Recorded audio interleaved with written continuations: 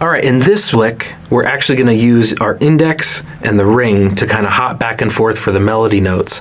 And then the thumb is going to join them at random times. So there's a sort of independence between these two, but they're all working together.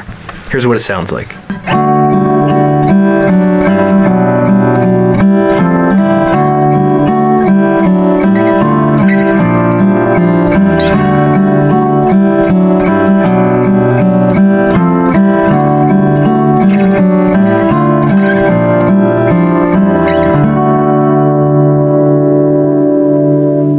So one of the things that's most difficult about starting a riff like this, it's a really good technique to get used to where you're using your index and your third to kind of hop back and forth.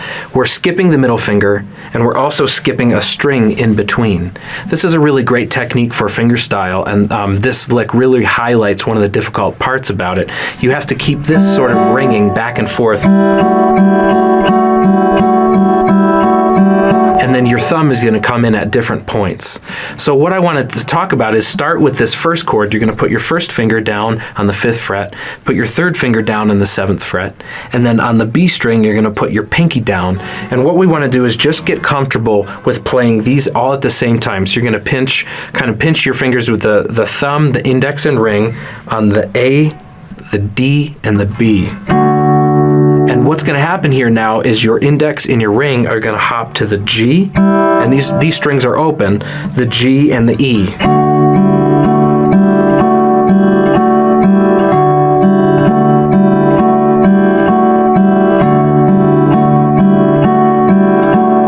So your thumb is going to join you every so often. You can put it in different spots. Sometimes, like in this riff, we're actually going to have the thumb is going to join you when you're playing the D and B strings, and sometimes the thumb will join you when you're playing the G and E. So you have to keep that in mind as you're going through. But the important thing is just remembering that you have a distance. We're going to skip the middle finger. We're also going to skip a string in between. So the D and B, all the way to the G and E, and back and forth from those two. So what we're going to do is we're going to start with a D here. Put your first finger, your third finger on the 7th of the D, and then you have on the B string the 7th fret. Then when I go down here, I'm actually going to play the 2nd finger on the 3rd fret, and then your 3rd finger is going to go on the 4th fret. And then I actually, once I get to the G and B strings, because remember this is going to stay everything is 1 and 2 and 3, and those are going to be going through the entire time.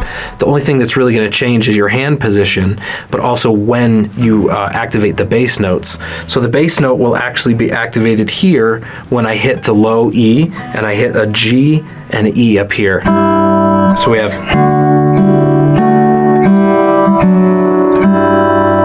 And so remember what I'm doing here is I'm actually using the moment of these strings ringing out in order for me to get to the next spot of the fretboard, and it allows the sound to really transition nicely.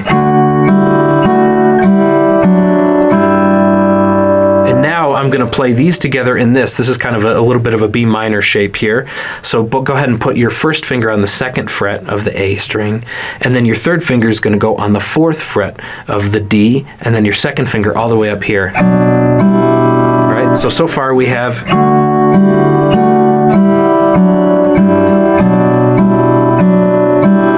And this is just ringing out. You press and hold it, and then basically you're just hopping back and forth with our I and A, our index and ring. And then all I do is just I'm going to kind of grab an F chord out of the key a little bit just to make it interesting for your ear. Sometimes exercises and learning technical things can feel like something from the Twilight Zone, and I like to try to organize things that are pleasing to listen to while you're practicing, and to take mercy on those listening to you practice. They'll say, wow, that sounds like a song. All right, so what you want to do here, we're just going to take the same shape that we did for the D and go all the way up to F. Right? And so your first finger is going to go on the 8th fret, your 3rd finger on the 10th fret of the D, 4th finger on the B string on the 10th fret, and then you're going to go back and do the same thing here. Now instead of going here, we're actually going to go to the open A string instead of... We're going to go from there. So now after this chord, I'm going to go up here and we're going to make it a D minor. And then I'm going to take the shape that I started with, that major one, I'm going to put it all the way down here. So your first finger goes on the first fret of the A, your third finger goes on the D string, 3rd fret, and then all the way up here, the B string on the 3rd fret. Right? And then we have, now you're going to do the same thing where the bass note, we're going to actually just do an F down here, your 1st fret on the E, and then that's going to be at the same time as the G and E, all right?